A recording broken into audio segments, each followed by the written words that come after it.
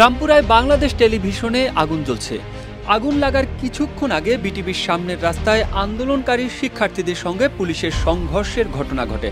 সংঘর্ষের পর বেশ কিছু বিক্ষুব্ধ শিক্ষার্থী বিটিভির ভবনের ভেতরে যায় এবং এরপরেই বিটিভির ভেতরে অন্তত দুটি ভবনে এবং প্রতিটি গাড়িতে আগুন জ্বলতে দেখা যায়।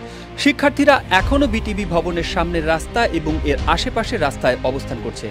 আগুন নেভানোর জন্য ফায়ার সার্ভিসের গাড়ি আসেনি, তবে কিছুক্ষণ পরপর বিটিভির ভবনের উপর দিয়ে একটি হেলিকপ্টারকে চক্কর দিতে দেখা যাচ্ছে। যমুনা রেফ্রিজারেটর, খাবার ফ্রেশ তো লাইফ জম্পেশ।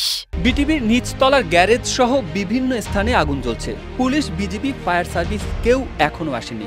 ধারণা করা হচ্ছে ভবনের ভিতরে অনেকেই আটকা পড়ে আছে। জানা যায় গুরুত্বপূর্ণ অফিস ও আর্কাইভ নিরাপদে আছে। ফায়ার সার্ভিসের কন্ট্রোল রুমের ডিউটি অফিসার খালেদা ইয়াসমিন জানান, আমরা বিটিভি ভবনে অগ্নিসংযোগের খবর পেয়েছি। খবর পেয়ে আগুন নেভানোর জন্য আমাদের গাড়ি রওনা হয়, তবে গাড়ি বিটিভি ভবন পর্যন্ত যেতে পারেনি। রাস্তায় বিক্ষোভকারীরা আটকে রেখেছে। বিটিভির ভেতরে বিভিন্ন জায়গায় আগুন দেওয়ার খবর পেয়েছি। গ্যারেজে আগুন লাগানো হয়েছে, কয়েকটি গাড়ি ও মোটরসাইকেলেও অগ্নিসংযোগের খবর পাওয়া গেছে। তবে কোথায় কোথায় আগুন লেগেছে ও কি পরিমাণ ক্ষতি হয়েছে সেটা এখনো জানা সম্ভব হয়নি। জানা যায় দুপুরের দিকে বিটিভির ৪ নম্বর গেট ভেঙে আন্দোলনকারীরা ভিতরে ঢুকে পড়ে। রামপুরা পুলিশ ফাঁড়িতেও অগ্নিসংযোগের খবর পাওয়া গেছে। সেখানে অন্তত ১০টি মোটরসাইকেলে আগুন জ্বলতে দেখা যায়।